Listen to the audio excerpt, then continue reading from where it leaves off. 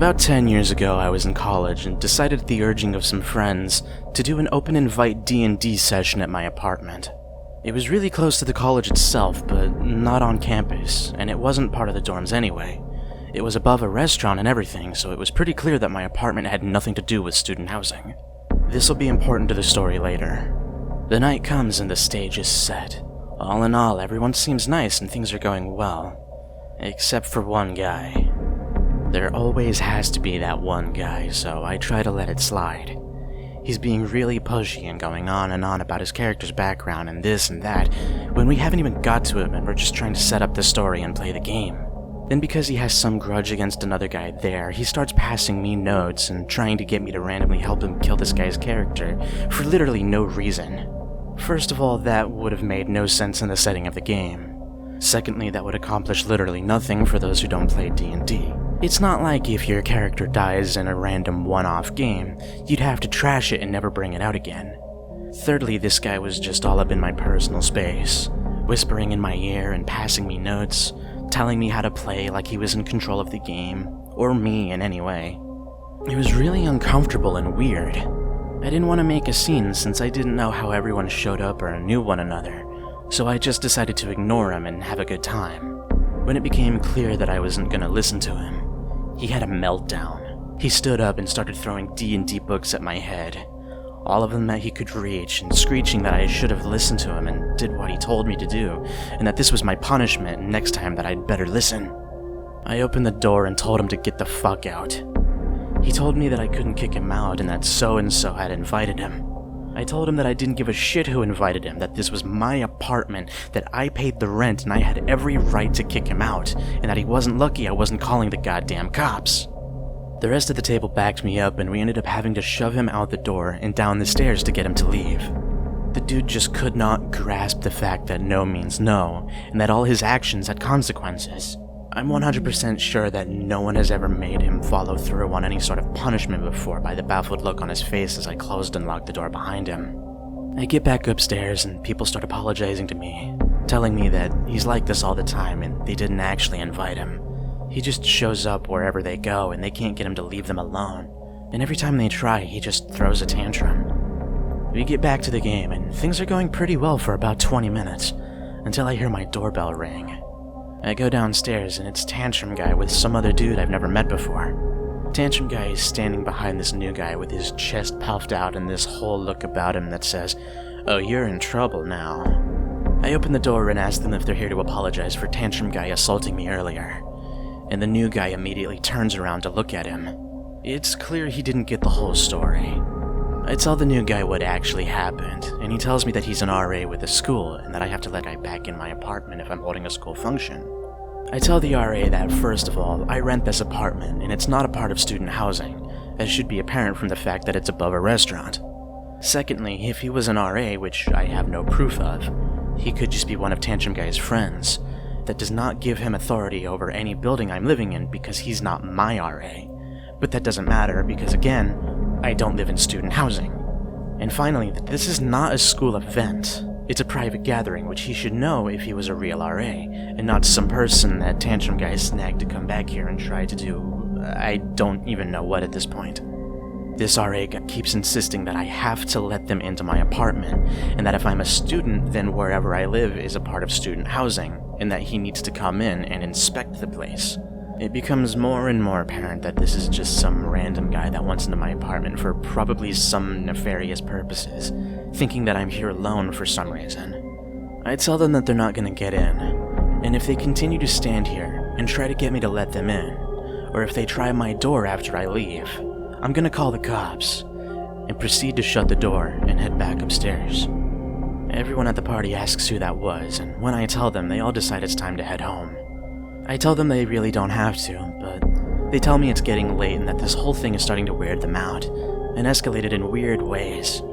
I can't really blame them. When I go downstairs and open the door for them, Tantrum Guy and the RA are across the street, and they seem amazed for some reason that these people were still in my apartment and were just now leaving. I never had any more trouble with either of them, but I also never had another D&D night. It just didn't seem worth it. I still play, just with groups I know. The following story may be considered NSFW. This is my most recent horror story. Several months ago, a new member joined one of my gaming groups. I'll call her Emma. Emma was in her late 20s and had recently moved back in with her parents. She watched TRPG replays online and wanted to play. I run a lot of one-shots for people who are interested but had never played tabletops before, and she joined in one of those groups. The other players were all veterans who had played with me multiple times. Emma's character was a divorced 18-year-old female elf ranger. Her husband was an orc who kidnapped their 5-year-old elf son after the marriage fell apart. Her character's goal was to get her son back. I thought it was a pretty good backstory, with an NPC villain and a goal realistic enough to be completed in one session. It quickly became apparent that Emma's character was a crazy psycho lesbian. She immediately fixated herself on the other female PC, declaring how she had fallen in love with the other PC at first sight, and describing scenes where Emma's PC playfully groped the other PC. At the same time, she made a huge fuss about having to travel together with male PCs, saying that the male PCs would try to rape her and the other female PC during their travels. We tried to reassure her out of character that it wouldn't happen, but she was adamant that her PC would believe it to be true. We finally got her to stick with the party by agreeing to let her chain up all the male PCs at night. It's ridiculous narratively, but it only took a few seconds of hand-waving in real life, and we wanted to get on with the game, especially since she said it's her first exposure to tabletop was replay videos, and this kind of stuff wasn't that uncommon in those videos. If anything, we thought she was role-playing the crazy psycho-lesbian aspect of her character pretty well. Several more scenes like this continue. Emma's character refuses to touch male PCs or NPCs, and threatens to shoot them if they get near. We finally get to the climax where we find Emma's PC's ex-husband. The party triumphs and I let Emma have the killing blow and describe the scene. She describes how her character shoots the orc's groin with her bow and arrow, eliciting several cringes from the group. With the session nearly over, I let the players decide what they do afterwards, basically an epilogue. The dwarf goes back to drinking, the cleric goes back to worshipping, the wizard goes back to studying, etc., until fate calls upon them again to adventure. When it comes time for Emma to describe her PC's epilogue, hers was, "My son and I bid farewell to the kind adventurers who had helped us in our time of need. We walk along the cobbled streets, heading for the city I had settled in after the divorce. My son and I talk about all the things that we're gonna do now that we're together again. We're gonna go shopping and get makeovers, and eat sweets, etc. But when we get home, I hold him down as I use my dagger to castrate him." Wait, what? This is a joke, right? "I castrate my son. It hurts, and tears well up in his eyes. But he's such a brave child, he doesn't cry. I immediately use cure wounds to relieve the pain. Now that he's not a boy anymore, I get the dresses that I had bought for her. They fit perfectly. I also get the wig I had ordered for her, just until her hair grows longer." And then proceeds to describe how the mother and daughter hang out like best friends, with the tone that this was a storybook, happily ever after ending. I wrap up this session before we have to hear any more of her crazy fantasy, and after she leaves, we agree to never play with her again. A few days later, we found out through the grapevine that Emma had recently moved back in with her parents because she had actually gone through a messy divorce in real life. She had lost custody of her preschooler son to the ex-husband, apparently because she was a neglectful mother. She only fed the child once a day, and often left him alone at night while she was out having an affair with a younger man, who promptly dumped her when the affair was discovered. And finally, it clicked together why her character hated men and had a child who was taken from her. The following story is NSFW and contains elements of sexual assault. I'm still kind of in shock, and I need to get this written down so that it's out of my system. From what I've seen, there are way more fucked up stories out there, but I had to come out of my lurker shell for this because it got so incredibly bad. I've been playing in this group almost every week for half a year. In hindsight, I had different expectations about the game than they did, but I kinda liked the DM and he was helping me learn the game, so I decided to stick around. I should mention that we had some history. Not only did we go to high school together, but I had a massive crush on him back then and tried to ask him out on several occasions. I knew he wasn't gay, so it was definitely wrong of me, but we were kids and it's been ages since then. This shouldn't be relevant to the story, but sadly it is. I grew up, he got married, and through mutual friends on Steam, I ended up getting invited to his D&D game that they played at his house. It seemed fun, and I'd been wanting to try 5th edition as I had the books for a while now, but no one to play the game with. My character was a high elf wizard named Apricot. In the DM's world, most elves are named after fruit, and I thought that seemed fun, so I ran with it. All races also have lifespans equal to humans in this world, so I decided to be a prodigious 10-year-old elf. She ended up mostly being the butt of other players' jokes, but never seemed all that mean-spirited. Just some inside jokes about elves and their setting. I played her as a brilliant girl with a naive outlook on life, but infinite cheerfulness to back it up. So far so good. We started off the campaign with some interesting characters. One player used to be in the military, and his character Brad was a human fighter, some sort of homebrew gunslinger. It may have been Matt Mercer's class, but I'm not super familiar. Another guy was playing as Snowflake, a goth halfling rogue with a tragic past, a character he came up with to make fun of tropes. It was a lot funnier than it sounds, and he played the character kinda well. The DM's wife was also playing as Lillian, a female dwarf paladin with a luxurious beard. She even wore a fake beard to the table a couple of times for fun. Finally, there was the youngest guy at the table, who was the DM's cousin. I never asked, but I think he's about 20 or younger, because the first time he had a beer at the table, he winked at me and said, "Don't tell mommy." He was a bit weird and played the zaniest character of the bunch, Marty McFly, the Aarakocra barbarian. He was a parrot man with a feather pattern that perfectly resembled a luchador mask, and constantly tried to suplex people from the air. We started off at 3rd level, and things went smoothly for the first couple of sessions. Our party was surprisingly lucky with dice rolls when it mattered most, and each boss encounter went down like it was nothing. Every now and then an enemy thug would almost kill Apricot, but Marty always came in at the right moments with an elbow drop or whatever. We were all having fun. I had forgotten my embarrassment about the past with the DM, and we only missed a couple of sessions. I was thoroughly enjoying my first 5e campaign, and got pretty attached to my character after a while. Fast forward to the last adventure I just played with them. We were 7th level and been wandering through a massive dungeon in search of a dragon's hoard. Standard stuff, I think. It was mostly just a published adventure, but the DM loved making monsters much stronger than they normally would be. He would take kobolds and goblins and just give them the stats of young dragons at random, which proved to be fun, but also a little silly at times. After a while, I started assuming that every enemy would be strong enough to KO my character, and started playing as cautiously as possible, which seemed to annoy the DM. So much so that at one point he decided that Apricot would have to walk across a bridge before any other character. Marty said he could fly over it, but he was silenced, and I was told to roll. Brad and Lillian said nothing, and Snowflake continued trying to unlock the corpse of a mimic, so I figured I had no choice. This is where things got weird. I rolled my d20, and before even being told what I was rolling for, the DM says I fall into a pit below the bridge and get absorbed into a gelatinous cube. I laugh and roll my eyes, saying something like, Fine, I've been in tougher situations," but then he started describing what the cube was doing. He explained in very, very vivid detail about being absorbed.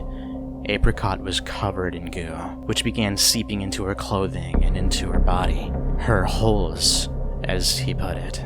The goo forced its way into her mouth, and into even less appropriate places, and I felt the blood drain from my face while I listened to this, completely dumbfounded. Up until this point, the campaign had some very odd moments, but never anything sexual, and certainly not to this magnitude. Apricot being a 10-year-old girl, I didn't even know what to say, and I just didn't open my mouth for the rest of the session. As an encounter began for the rest of the party, Marty went about his business trying to chokeslam an earth elemental who had no neck, and Lillian eventually helped Brad climb a rope down into the cube's pit to save Apricot. It was the least comfortable I'd ever felt in my life easily, but but it seemed like everyone else just brushed it off. Obviously, I talked to him about it after the session, before going home for the night. He laughed and said something along the lines of, "Oh, now you're against sexual abuse? Come on, man, you were all gross and pervy for years. One little thing triggers you that hard? You see me complaining about you trying to fuck me for ages?" Again, I didn't know what to say. I was definitely a little creepy around him in high school, but that extended to mild flirting, which was admittedly unwarranted and I should have apologized for, but would have never been considered sexual abuse. I convinced him to retcon Apricot's slime rape, and figured that would be the end of it, like it was just some pent-up awkwardness from high school that he needed to let out after a long day of work. The next session was yesterday, and I wish I had been smart enough not to show up. With the rest of the party acting like nothing had happened, the DM quickly mentions that we decided to retcon the gelatinous cube thing, and we moved on for a few hours of normal gameplay. Eventually we made it to the lair of a beholder named Sabbath, whose theme music was every album Black Sabbath ever produced playing at random in the background. I breathed a sigh of relief at first, because it seemed like we just had our usual zany boss fight for a few hours, and then we'd go home. Unfortunately, after a few rounds, Apricot was struck by a paralysis eye beam and grappled by one of Sabbath's tentacles. I tensed up at the mention of tentacles, but for a while nothing creepy happened, so I relaxed. Brad managed to fire an exploding bullet right into Sabbath's main eye, turning off his anti-magic field for a while, so he suddenly decided that Apricot, the only magic user in the party, was his main target. Once again, out of nowhere, with excruciating detail, the DM decides to describe the attack in an unexpected manner. Sabbath readies his mana-draining eye stalk and sneaks it up into Apricot's robe. I sat there with my eyes wide and teeth clenched as he described it entering her paralyzed body, which I had no chance to save against, because apparently mana-draining rape is a lair action. Brad was laughing in a dude gross kind of way, and Snowflake was shaking his head and smiling awkwardly, but Marty listened intently to the DM's description of a slimy eye tentacle raping a 10-year-old girl. Lillian, with her fucking dwarf beard on, stared at me and just smirked like she was in on it, nodding her head along to the beat of Supernaut. Before he was done talking, I just stood up and left, suppressing the urge to vomit. I never felt more betrayed or disgusted, and I still feel attached to Apricot and her place in this world, so it genuinely feels like someone was violated. If not my trust as a player, then the character I loved so much. All the good memories with our crazy party are going to slowly melt away, and all I'll be left with from my first experience with D&D is child rape. As I was typing this up, I got a text from Snowflake saying that he quit the campaign too, after an argument broke out about me leaving.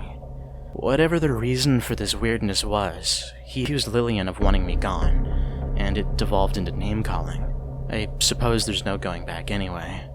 It seems like even Marty was okay with all this. Sorry to leave this story on such a heavy note. I'd love to have had a more fun story since our party's antics were actually wonderful for the longest time, but unfortunately I don't think it's gonna make me smile much to remember anymore.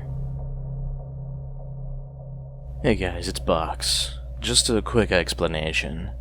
I tried my best to find some D&D related stories that everyone could understand without explaining too much. I realized that a couple stories here were uncomfortable, in a word. It may lead to arguments or political discussion. That's not my intention. There's just a lot of messed up D&D players out there, as I discovered trying to find these stories. Anything in your campaign should be made clear to everyone in the group, that way stuff like this can be avoided, but of course this kind of thing can still happen, so be careful who you play with. I wish you all the best and hope you're all having a wonderful evening, and I'll see you all next week.